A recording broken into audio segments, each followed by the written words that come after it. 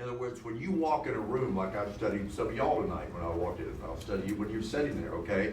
But if you look at anybody successful in anything, whether it's business, raising a family, ministry, whatever it is, energy. And, you know, there's an old saying, eyeballs don't wrinkle. Didn't really matter. I was working out today, and I just couldn't seem to get, I said, God, what's wrong? I've had a little chest congestion, and nothing wrong. I'm not sick or nothing like that. But I've been traveling a lot, and I was up in New York this week, in New Jersey, with some offices up there, and I've been to all dogs of different cities. So I wore myself down a little bit, but I still work out every day, right? And I just couldn't. You ever have a day where you just don't feel like you got it on? I said, you know, that's as much mental as it is. Quit being a sissy, quit being a punk. So I'm sitting over there talking to myself, and I said, matter of fact, straighten up, walk a little faster, run my machine into there. And you know what happened? Within about 5, 10, 15 minutes, I changed totally, and my whole workout changed. You know, but that's that energy. And if you don't have energy, you're not going to make, because energy is tied with enthusiasm, and people are attracted to people who have some kind of energy and enthusiasm. Now, they're not attracted to some kind of motivated idiot. You got to know what you're doing and stuff, okay? But then the other thing they're looking for is your background. What have you done? And the big thing they say is, like these guys, when they invest their money, unlike our business, by the way, that they really do look, do these people have what I call resolute will, unbelievable dying commitment that you'll stay focused on something. Like I've been married 48 years, it'll be 49 in a couple of weeks. And, you know, I've got a commitment to stay married. Now, is it always easy to stay married? No. People ask me, have you ever considered divorce? Never. Murder a couple times, but never. But it's a commitment, okay? It's a commitment, and the harder it gets, the more you better be committed. Because when they say when you're, if you're not highly committed, you'll quit on something extremely easy. Well, I know it is the same thing if you look at your spiritual life, right? If you're not totally committed to your spiritual life, and you go through temptations, and you go through trials and tribulations, which, by the way, who goes through that? Everybody. Isn't that interesting? Mm-hmm. I heard a guy tell one of the top pastors in the world, is a friend of mine. He wrote the book Purpose Driven Church, and I was hearing him being interviewed, and the guy said, he said, well, Pastor, you just don't know what I'm going through. And he said, oh, let me get this right. So you're telling me that Satan has created a special sin just for you, but nobody else is going through it. He said, no, you just don't know how to go through it. So tonight when we talk about business, what I just finished telling you, you can scrap everything I'm fixing to tell you, because that's it. That is it.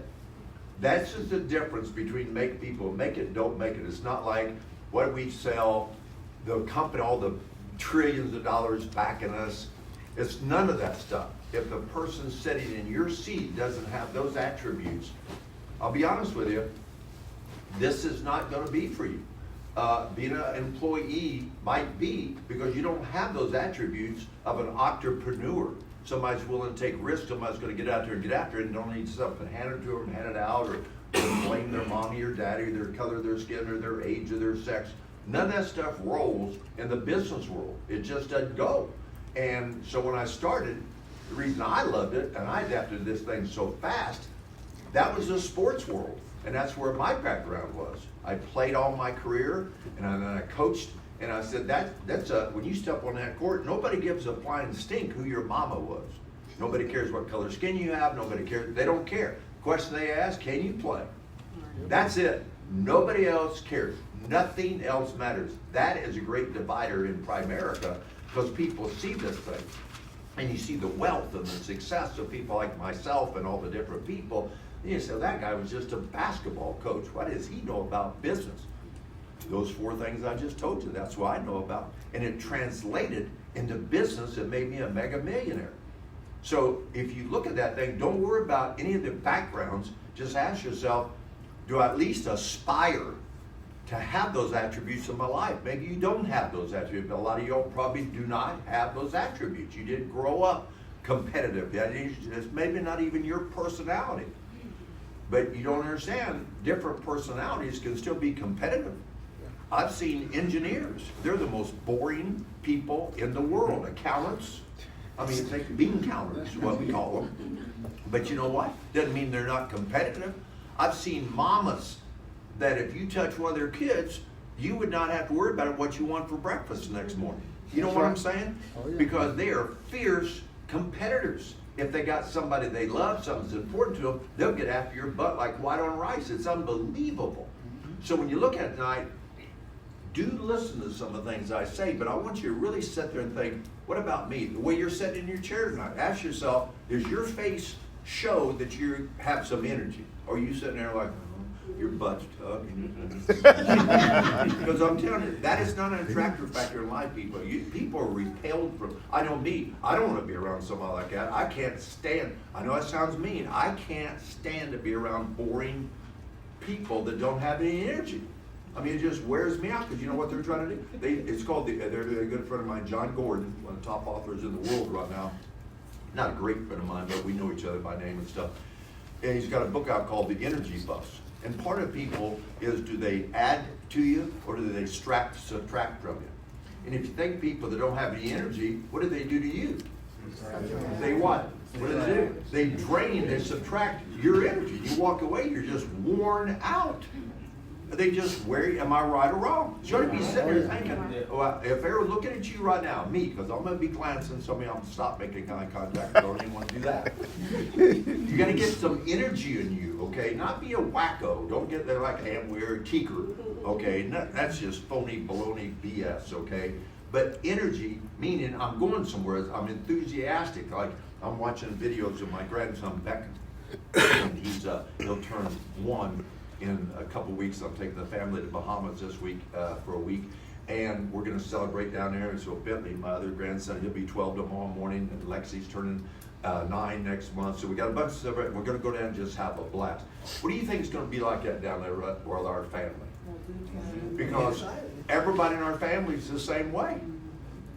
We're all, so you know what it's going to be like, right?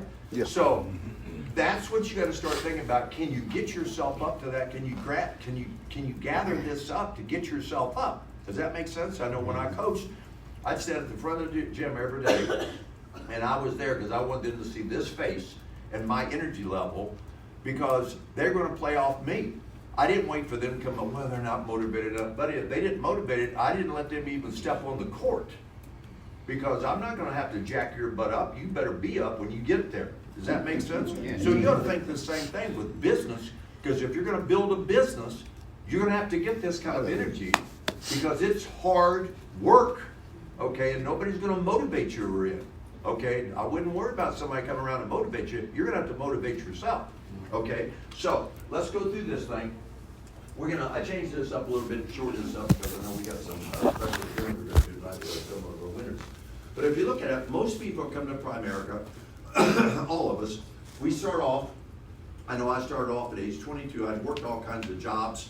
And then when I got out of college, age 22, I went out and took my first teaching and coaching job. My first teaching and coaching, my first teaching and coaching job, I didn't know what I was going to be making exactly, but I found out after I started buying things, because I didn't get a paycheck. On most jobs, you work, and then what happens? Then you get the paycheck, right or wrong. They don't give you a paycheck up front, and then you work. Now, you know why they don't do that? Because they know you won't come back. Okay? So think about that. When you're paid hourly, okay, you're getting paid an amount of money to work per hour. Okay, but when you're on salary, like I was as a teacher and a coach, they said, okay, this is what you're going to make for the year, or you're going to give you this so much for a month. And it was $600 a month. That's what I was making my first year, 1973, as a head basketball coach, school teacher at the biggest public school in Baton Rouge. So $7,200 was I was going to make that year, okay? So, but I didn't realize I was only going to get 10 months of that. I wasn't going to get 12 months, I was going to get 10 months of that. So I was really not even making that. So I was going to make about $600 a month, right? So that was my check. Then I got an extra $1,000, is what it was, to coach. So how much did I make? $7,200 for the entire year. So if you divide that out, how much that a month on the 10-month basis? About $700 something, right? Because I didn't want to stretch that over 12, because I couldn't, that was not enough money. I said, well, I'll just go get other jobs. Think about it, because it's what we're talking about tonight. I said, I would just go work and get another job in the summertime, construction, pipe fitting, welding, something like that, to make enough money to, if I bought some stuff, to pay for it. Has everybody got me on that? Because all of y'all have gone through this, I think. If you've ever grown up in society, that's just like people gripe about minimum wage. Well, what's it called? Minimum. What's it mean? You're starting off there. What's it say you're not supposed to do? Stay there. You're supposed to move up. Okay, doesn't matter where you start off, supposed to move up. Okay, that's true with anything in life. Okay, but it's a mindset. Who cares what the minimum is? Are you going to stay there forever? Then you can complain. Okay, but that's not the way it's supposed to be. You're supposed to be out there competing with high school kids and stuff like that for minimum wage. You ain't supposed to be there. Okay, that ain't how it works, right? So you start making money. Now I don't know about y'all, but I hadn't got my first paycheck. But you know what I found that people would do? I ain't got a paycheck. What will people let you do? Borrow money. Buy things on Credit. I thought it was unbelievable. They were so stupid. They let me buy a car, a big Chrysler, more fins and wings than any bird or fish you ever seen in your entire life. Bought a brand new Chrysler because a friend of mine that was a big supporter of LSU was a Chrysler dealership. So he said, "Yeah, I'll let you do it. Well, I'll make sure they get the right financing." I thought, I didn't know what that meant, finance. I said, "Okay, great, I'm in." Made that big, okay? 140. Now look, that's been a long time ago.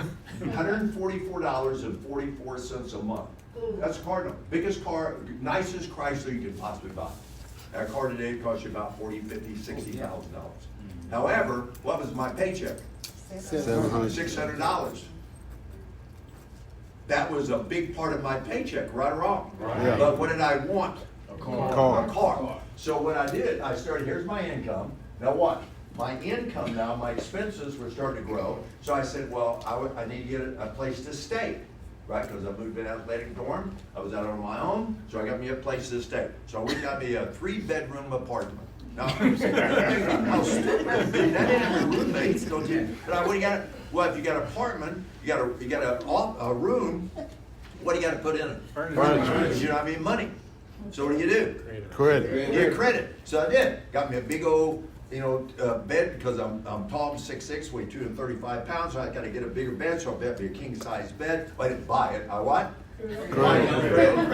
Finance it. And I said, well, if I'm gonna be in this bed, I got to watch something. So what I do? They got me a TV. He went like this. They didn't have widescreen. They didn't have remotes. Okay. So I got me a TV. But I couldn't pay for it. So what I do? Credit. Finance. Credit. Now think about that. It started rolling up. Then I realized I hadn't gotten a paycheck yet. I hadn't got a paycheck because you don't get your paycheck till the end of September if you're teaching and coaching. First paycheck comes in September. I said, well, I got to pay some bills. So what did I find out about? Visa.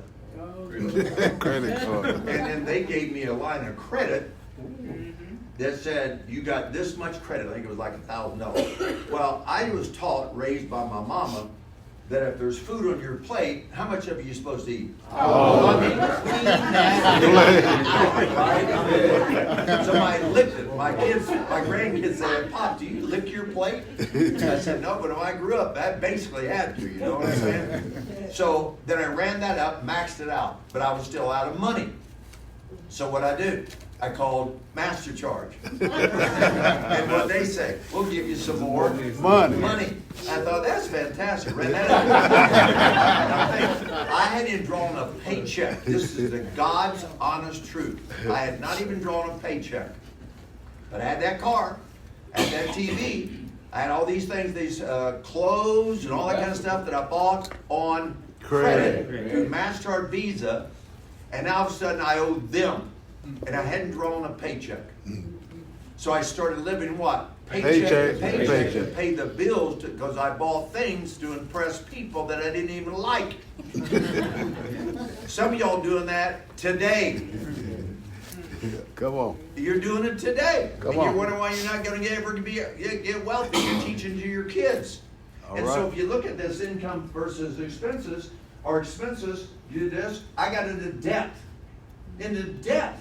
And you know that means D-E-B-T, debt. Don't ever buy things that you can't afford. But we do because we can get what? Credit. And then, have you heard anybody ever gripe, whine, and complain? I see it all over Baton Rouge now. There's all kinds of signs. Stop the harassment. Go online and see. I guarantee you'll see it. What do you think they're talking about? Yeah, call and ask what? What did you say? For what? For their money. Yeah. What do you mean harassment? What was the agreement? That you would do what? Pay bills What did out. they agree to do? Loan you the money. It's not your money. It's not your house. With It's interest. their house. It's called a mortgage. You don't own that thing. If they want to come collect on it, should they come collect? Yeah. Absolutely. When my dad got killed when I was 11, they came and got us out of the house. There's Bernice sitting there, me, Faye, Sandra. I'm 11, she's 12, she's 13. They said, get out. Is that fair? Yes. Yes, absolutely fair. Well, it's so sad. Sad, yes. Fair, yes. Whose house was it? Mark. What was the agreement my dad, Jack, made? He wouldn't pay it. Yeah. What was the agreement Mom made? They would Pay pay it. it. Now, when Jack died, his income died. Why did Mom not have enough? Life insurance. Life She is. didn't have any money. Right. She didn't have any money. Money. Life insurance is just a replacement of what you don't have. So they came and said, look, Bernice, I'm sure you're a good person. Those kids are great kids. At least one of them, we know one of them is. And you can't pay it. Get out. Now, that is fair. I learned that at a young age when we were on the street. They came and took his car immediately. Then they came and took her car. Now she has no car, no home, and she's having to go out there and work 2 or 3 different jobs. Then she started living not the right kind of life. She got a life straightened out later, became a born-again believer. But it got tough, okay? Now, do we see that a lot? Yes. This is what y'all going to be thinking about what we do. This isn't a little thing we're talking about tonight. This is the way people live. Their expenses just keep stacking up, but their incomes doesn't catch up with it. Yeah. Then what do? They got a bad attitude about, well, I'm not getting paid enough money. You're not worth it. Come on. You are not worth more money. You have no way of creating value at a job. All They're right. paying you exactly what you You are are worth. Now what? I knew this about jobs. There was no anchor tied to my butt. What does that mean? I can move out there anytime. Yep. But what do people do? Stay They there. go on strike and they gripe and they complain, but they don't create any more value. You know what this is about? You know what entrepreneur is about? Value. Creating value. Value. You create value Value. to society. Right. It don't matter how long Opportunity. you've been there. You know what I used to hate about teaching and coaching in the public school system? I was good. I was really good, especially, I was really good as a coach, but I was good in the classroom. And yet here I was, starting off at 22, stopped teaching and coaching at 29, and other teachers were there so long, and they were horrible.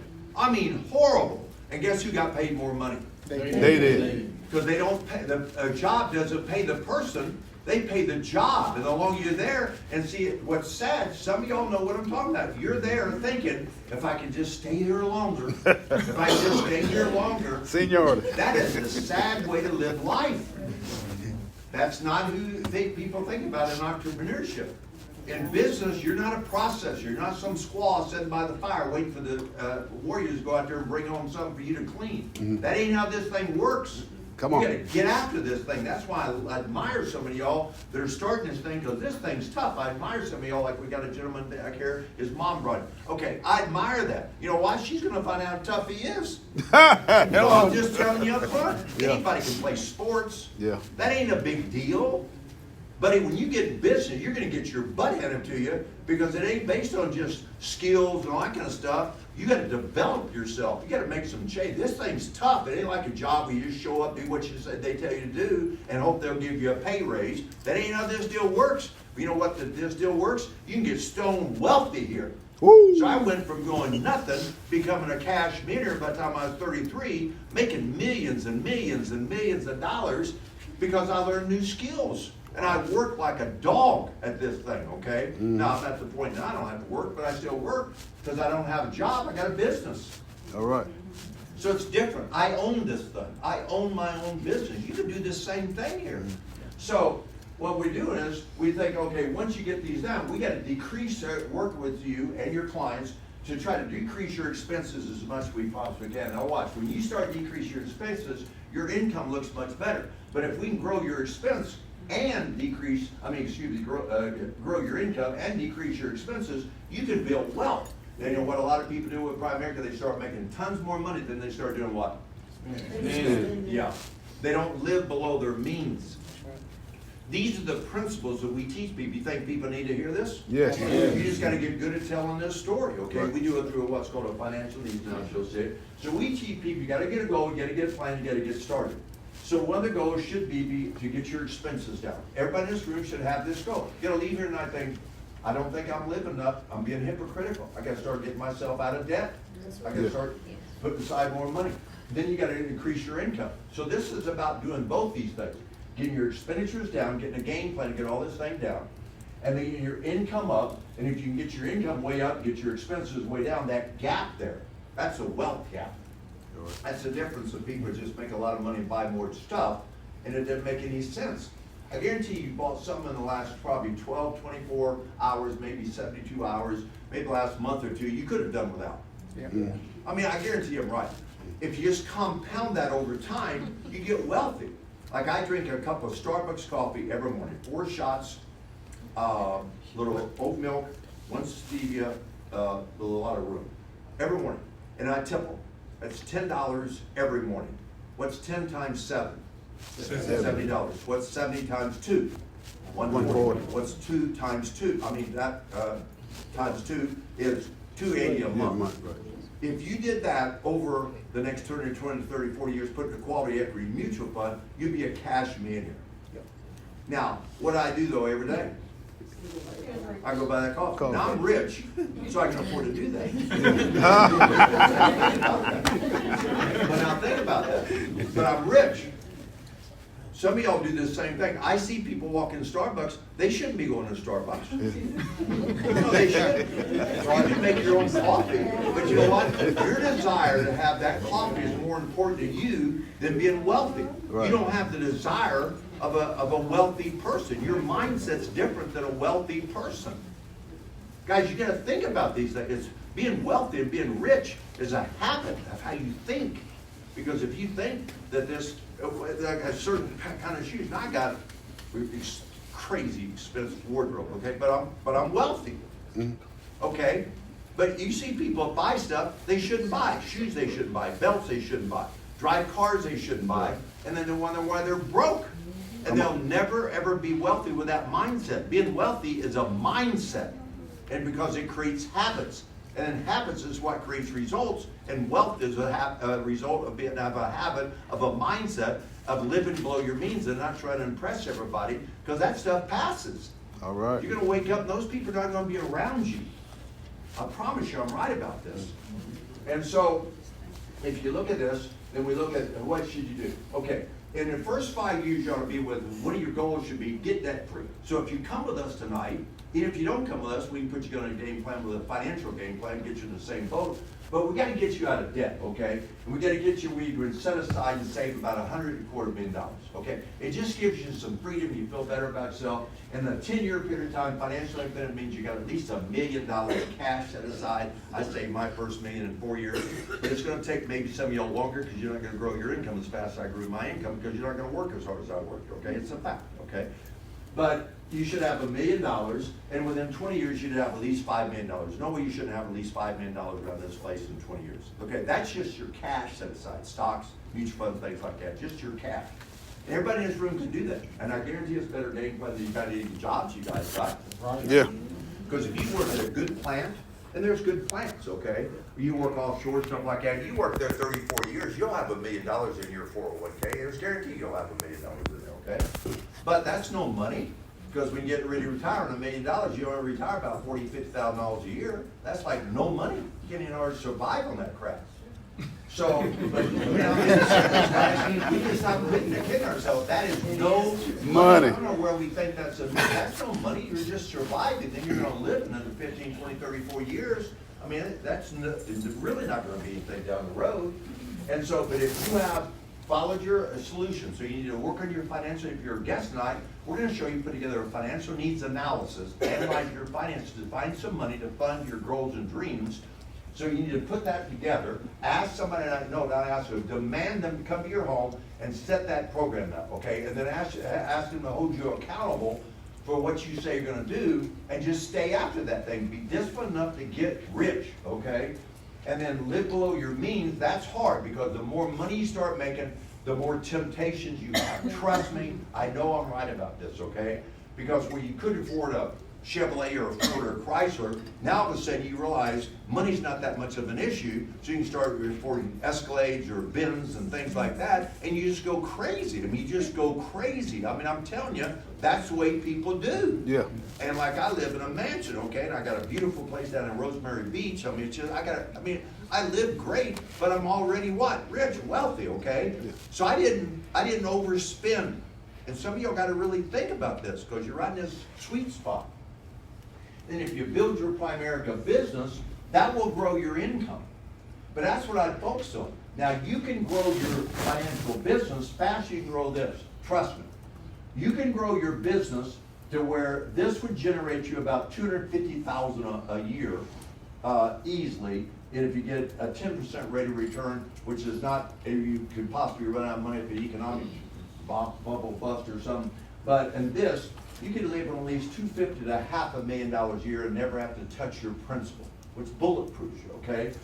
But if you do this, if you grow your business, you can get back-end income here, residual income, override income, to making $250,000 or $500,000. It's not that complicated, and you can do it much faster than 20 years.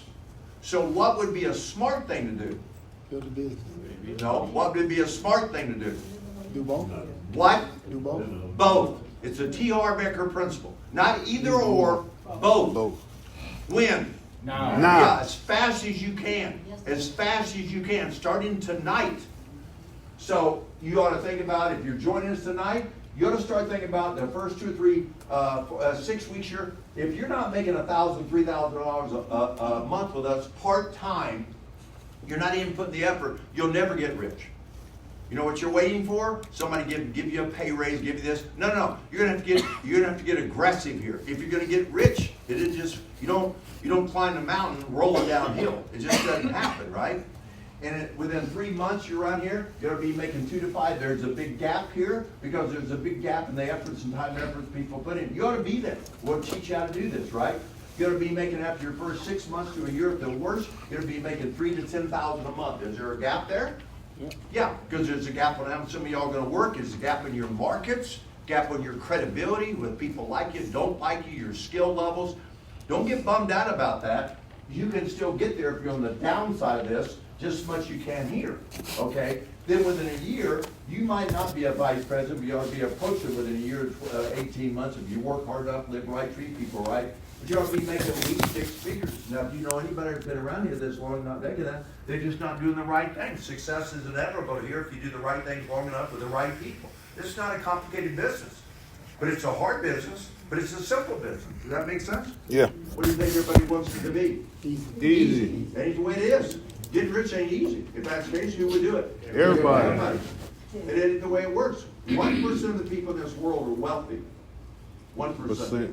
So it ain't easy. Only 4% are financially independent. They don't even have $1 million. How can you work your entire life being in this country and not have $1 million? That is almost impossible. Wow. That means you didn't even save $100, $200 a month. Wow. It ain't like you didn't make it. What'd you do? Spend it. Spend it. It wasn't a conspiracy. When your mama. Wasn't because you went to Auburn. Well, maybe. So, you ought to think about this, because you ought to think about, well, I'm going to get to where I'm making $1 million a year. You can do that. You can do that. You ought to be doing it. You ought to have that done within 10 years. Well, I know people have been around 10 years. Well, they just do the right thing long enough with the right people. It's not a maybe. That should be a no-brainer. Okay? All right. Now, here's what we do. We're entrepreneurs, okay? We're entrepreneurs. What that means is it's a process of starting, developing and managing a new business or project. It involves innovation, thinking outside the box, risk-taking, and then decision-making. Different choices, right? Yep. So, for most people, is this comfortable? No. No. Have they ever been taught to do this? No. No. Matter of fact, Some of y'all have children, you're teaching them just the opposite. Real quick, down there, you're tired to hear all these stories, but I got to cram it in within the next 10 minutes. Very important. Beckham, my little grandson, I got 9 million videos of my, I live for this crap. And so he just now get, these walkers you put them in, parents? Where they get their little butt here and their crotch and all that kind of stuff. And they're running around, look like a little crab running all over those. Okay, so I was down there a couple weeks ago at my house. It's 2 doors down from theirs.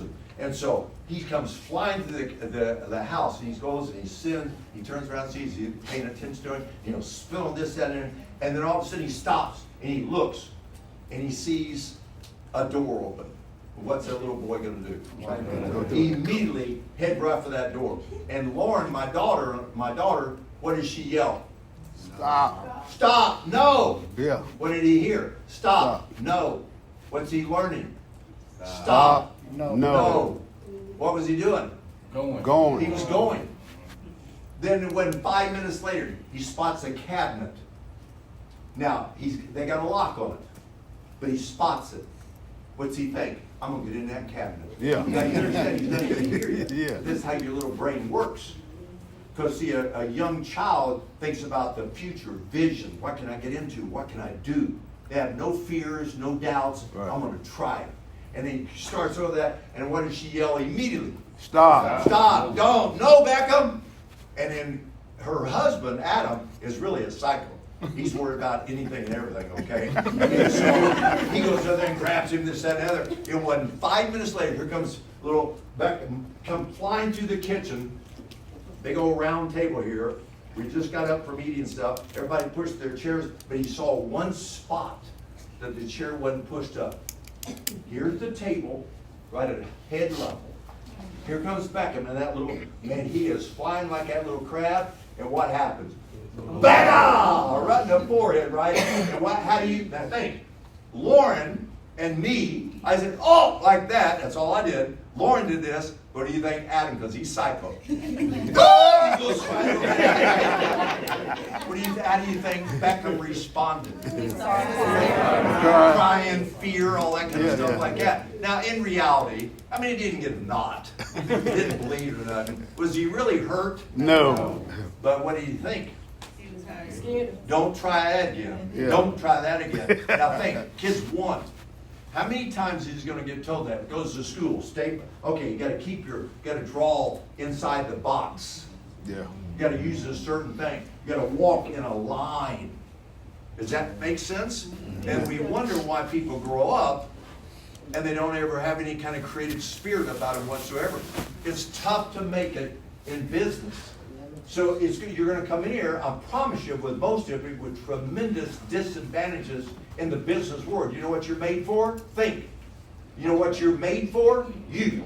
Employee. A job employee mindset. Employee. And you're doing a heck of a job. You're doing a heck of a You know job. why? You're good at doing what you're told to do. Right. But that ain't how this thing works. Now here's the difference though. We are going to hold you by the hand. We're going to take you every step of the way to get you out of that loser thinking that you've got developed in your mind. Now listen, it's a fact. 95% of the people in the world, 95% operate in a psychological impact of the past. Memory. We operate on memory. 5% of and these are the successful, wealthy people of the world, operate from vision, the future. 90% of y'all, 95% of y'all live in the past. And you're thinking tonight, well, that's good. He can do that, but I can't do that. The past. Just memory. You're thinking about you're going to pull up all the excuses and reasons why you're not going to spend in life. That's sad. It's going to work the same thing in business.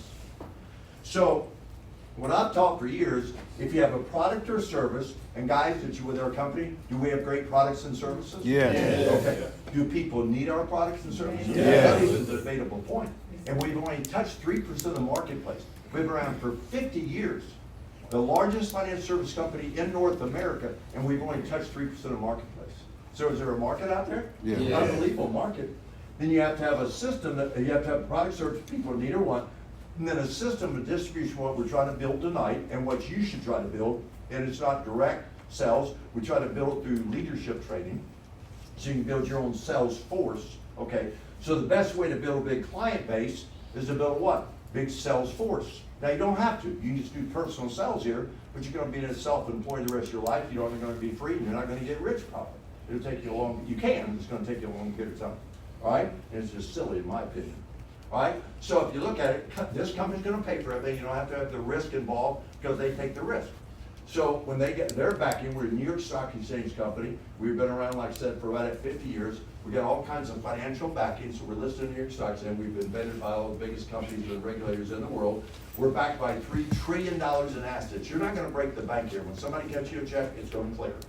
Okay, now, that eliminates all the BS. Well, I don't have any money. You don't, you don't have, we don't need you, but you're not bringing anything to the table.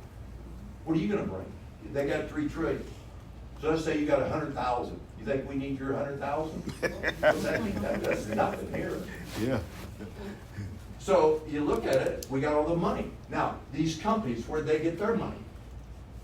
They were entrepreneurs, they were businesses. Right. So do you think they know how to build businesses? Yeah. So what all these biggest companies in the world come to Primerica to market their products because we are the best.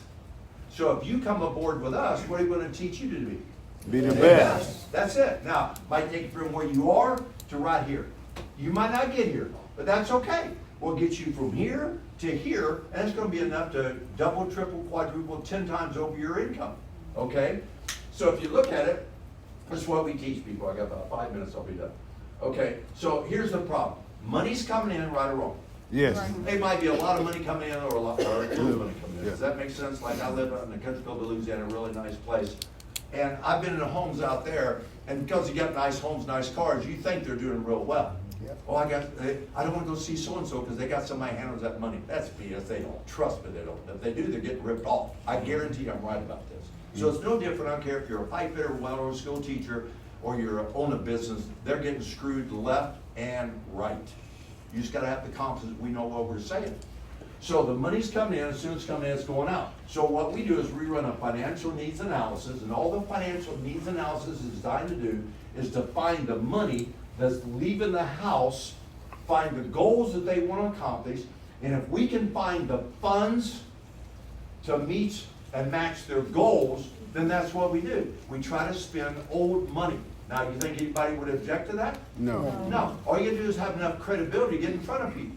Now, if nobody likes you, nobody trusts you, you're gonna have a tough time here. But if, no, I'm being honest. I don't ever recruit anybody. First thing I do when I'm interviewing people, I say to people, I can trust you. If they hesitate, I'm just telling them, look, buddy, I like you, but this ain't for you. I'm not gonna ever lie to anybody. Yeah. If you have no credibility, nobody likes you, nobody trusts you, how are you gonna make it in business? You can't make it in business. And I don't want my reputation screwed up because you're a bad person.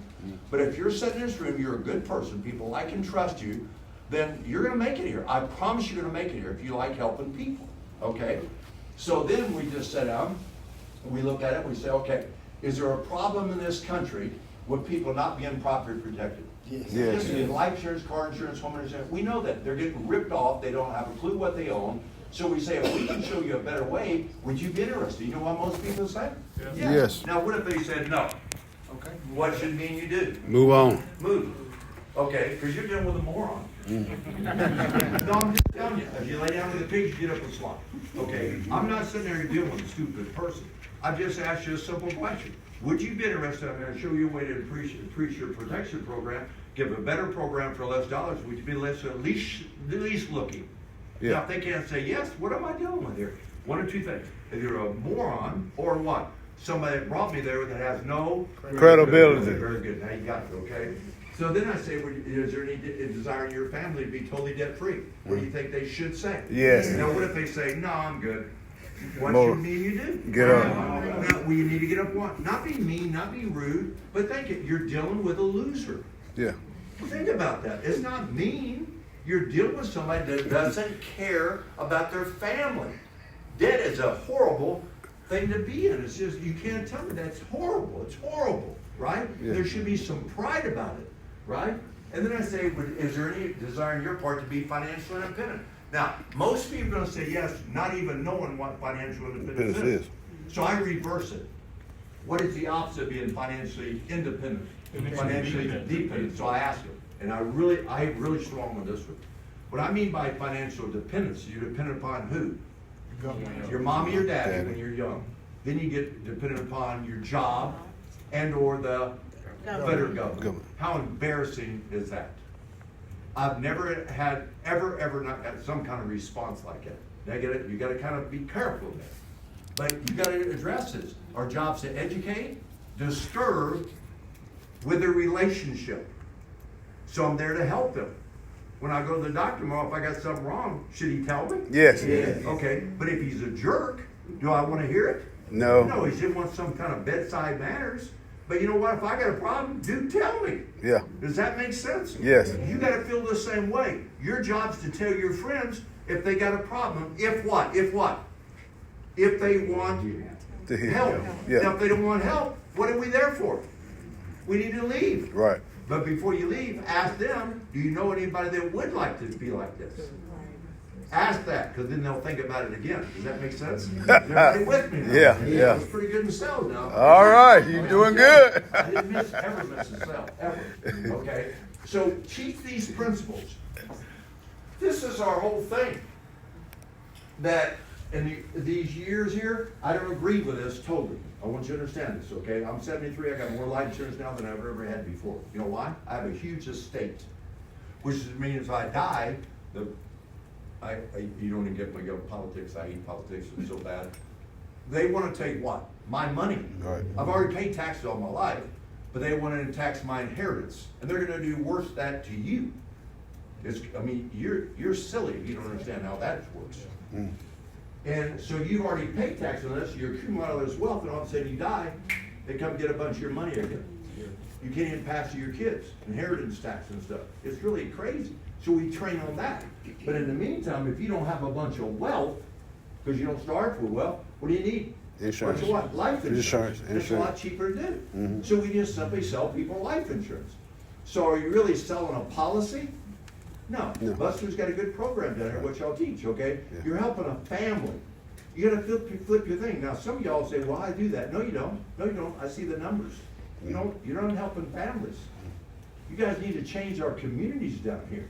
Wow. You got a bunch of broke people, poor people down here. You guys aren't even helping them. Wow. They should be dying with our policies if they die. Wow. And y'all ain't doing this. And That that would would be be- big policies because they're not that expensive. And then the kids ought to be raised knowing how to invest and save that money, accumulate wealth. And you know, those clients, they should be your clients. Wow. Every one of y'all. That means you're going to have residual income forever. Ooh. And you're going to be wealthy. If you do what, though? The right thing. Do the right thing and thing. help enough people. Now, Right. you're not doing it because I'm studying the numbers. We're not doing it. Yeah. And so then we got to get serious about helping people start to invest money. Every client, never, ever did I walk out of the house and not have at least $25 a month put in a mutual fund. Ever. Well, you don't make any money. I wasn't there to make money. I was there to help that family, and I got stone wealthy. Come on. Do the right thing every Time. Don't stop worrying about your wallet. That will take care of itself. And then down the road, they're going to get rich because you're their agent, and they're going to keep their investments with you, and it's going to stay with you forever. You're going to be their asset manager forever. Ever. Assets that I got billions under management.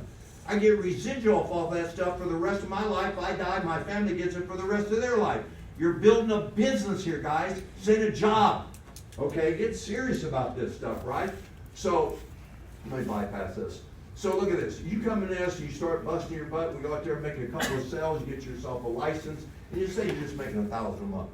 Based on what I said tonight, what should you do with some of that money? Invest. Invest. Invest. Start mapping immediately. We've got a computerized system. Start buying some of our stock immediately because it's one of the most well-performing stocks in American business. And you can start off at $5 a share. Today is what, $165, $170 a share. You'd be a multi-millionaire if you just bought $10, $15, $20,000 stock when this thing opened up. Wow. Some of y'all didn't do it though, because you Yeah. don't think long term. Yeah. You think just for today. So then you start making some money. Then once you know how to make money, what can you do then do? Show somebody else. Ma'am? Show Show- somebody else. Show somebody else. Somebody. Teach somebody Somebody else. else. So you can start becoming a teacher. That means you got to build relationships. People I like you. You got to trust you. You got to build your people skills up. How do you know that? If your team's growing. How do you know if you don't have it? Team Your not team's growing. Or you don't like people. And people that don't like you. People like people that like them. Are you recruiting? It should be easy to recruit. Come on. It's called the attractor factor, okay? Then you start building this thing up, you make more sales, now you're up to making $20,000, $30,000, $40,000 a year part-time. Now what can you start doing? Save and invest in more money. Now you're gonna start accelerating this wealth program. Wow. And you keep going and keep teaching people, and what do you teach them to do? Make money and what? Save their money. and They get a bunch invest. of people around you that do this. What kind of team would you have? Would they be happy? Woo! Would they be Yes. fired up? Yes. To save money. Think about the people they're bringing in. You can show them all the things you're doing. Don't show them your card. Show them how much money you got invested. Okay? That's what impresses people. Then you keep growing your business. Keep getting more promotions. Then all of a sudden you get your income up part-time, 50 to 80,000. You start making that transition away from your job and get free and start pouring your time, effort in here to build your business instead of putting your time, effort into building somebody else's business. All right. Now that might be I don't know what that time frame is, but if I'm you, I'd get myself in that position as fast. So one of my goals would be to replace my full-time income part-time, and then if you're married, replace their income on your income, so replace both those incomes, so both y'all could probably join the business, and if you don't want to, one going to keep working, that's fantastic. But now you're getting financially free, your business growing, your wealth is growing, and you're going to be a much happier person, okay? So, and then we're trying to get you promoted to the vice president, and that's not even the base salary there, not salary, the base income there is 168. Now, that's no money, but it's still a start.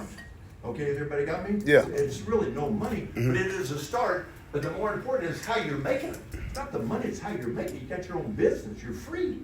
Okay, you don't have to work your butt off. But if you do work your butt off, then your business should jump, and you ought to look up, and you ought to be making about $200,000 or $300,000. Now, when you start making $250,000 a year, you separate yourself from everybody else. By the way, I'll make sure you understand it. $250,000 is only the top level of middle income. Yeah. 35,000 is the bottom level. Below that's you get down there to poverty. So 250 to 35,000. Where are you in between there? So you've got to get past 250. You're not even out of middle class. You want to get up above that, right? So how do you do it? You keep doing the same thing over and over and over and over until like our wits taught us till the job gets done. And then all of a sudden you look up and some of your people are going out and your income starts skyrocketing. If what? If they keep doing it. Everybody got me? Yeah. Now, I see a lot of guests here tonight. People I haven't seen. I guarantee you somebody that has said, I could be one of those people. Okay, that's your team. All right. Find the right kind of people. And if you do this, watch. Get yourself up. So you say, what's $1 million team look like? Let me prove it to you. I want all the vice presidents to stand up. Now watch. So anybody here can count? Okay, 3 people can count. Okay. So look back to the back. How many you see back here? Help me hurry because we're out of time. 2. Okay. 2. Count up front. 3, 4, 5, 6. Everybody got me? 6? Yeah. Who's a regional leader? Senior regional leader. Okay. Okay. 7, 8, 9. Okay, y'all stay set. Now watch, and we're done. Now watch. This is really, really important. You really let this sink in your head. I want them to say their name and just real quick, out loud, very clear what their background was. So you know my background was what? Coach. Teacher and coach from LSU. 22-year-olds when I graduated from college, 29 when I started in Primerica. Okay, has everybody got me? That was my face and my background. Okay? Go ahead and start off, Lester. James Torian, registered nurse. Registered nurse. Okay, everybody got me? Everybody got me? Anybody know any registered nurses? Yeah. Okay, you ever heard of a registered nurse? Yes. Okay, that's all you got. That's all you got to know. Go ahead. Special mechanical, pharmacy technician. Okay, pharmacy technician. Now what that means, I don't have a clue. Legal drug dealer. Huh? A legal drug dealer. Working pharmacy. I know, but just, you're a pharmacist? Working pharmacy, yeah. Okay, working pharmacy. So Phil, if you're one of my multi-millionaires, that's what you do. Working a pharmacy, okay? Your background? Leander Huff. Are you? Leander Huff, Right. engineer. Engineer. Okay, so let's see it. Now we can dumb him up. Okay. Okay. Jaleel Payne, accountant. accounting, okay? Now, the guys, I'm telling you, it's tough dealing with these people, because they're bean counters, and they're not people. So they're gonna have they have to learn different people skills. However, what do they know? Facts, numbers. They don't know people, that's not true. They do know facts, numbers. What are we involved with? Facts, numbers. What's good about facts and numbers? It doesn't change. It does not change. It's easy to learn, and you can teach it to everybody because it stays the same. Background? I mean, your name first. Lawrence Banking. Okay, banking. Yes, sir. Okay, and not a bank robber, but he was working the banking business. Okay. Anna Kobe, our Waffle House manager Okay, what kind of manager? at Waffle House. Waffle House. Okay. Now, then in that type of business, you're dealing with what? People. Big deal here. A lot of people from that background make it here. Tons. We got a book that thick of people make it here that are millionaires in this thing. From that background, because they deal with people and they work hard. Yeah. Okay. Jeff Waldrop, automotive mechanic. Okay. Mechanic. Go back and look at the brochure. Tons of people come to the automobile mechanic business. Tons. Because what do they do? Work with Work people. hard and people. People. People what? Like Work hard. this. You said it. Trust They trust them. him. You're dealing with their car. They trust you. That's good. What about your back? Go ahead. Dee Ray, financial advisor. Okay. Now, would you agree? All kinds of different backgrounds. Yeah. Now, each of them came in with a different background and with a market and had some credibility. They got involved with the business. If you were overriding this group of people, everybody see them? Yeah. You would be making $1 million plus every year. So what should your job be when you leave here? Go find them. Exactly right. Go find them. How do you find them? They're everywhere. They're everywhere. Where? We just showed that. They're everywhere. Yeah. But if they cross your face, take them out. It's what we used to teach people in football. Okay? Take 'em out. Cross your face, take them out. Talk to them. Give them the opportunity. They'll say yes or they'll say no. No. Give them a chance to tell you one of the two. Does that make sense? It's Yeah. like sharing the gospel.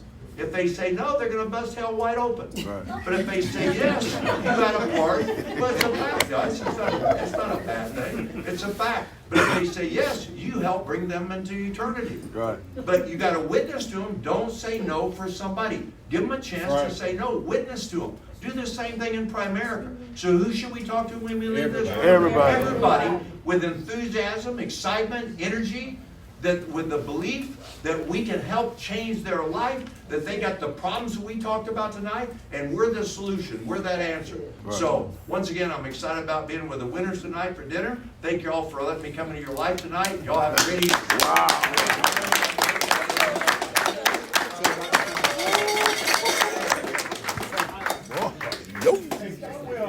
I told you. Yeah. Yeah, give them a tip.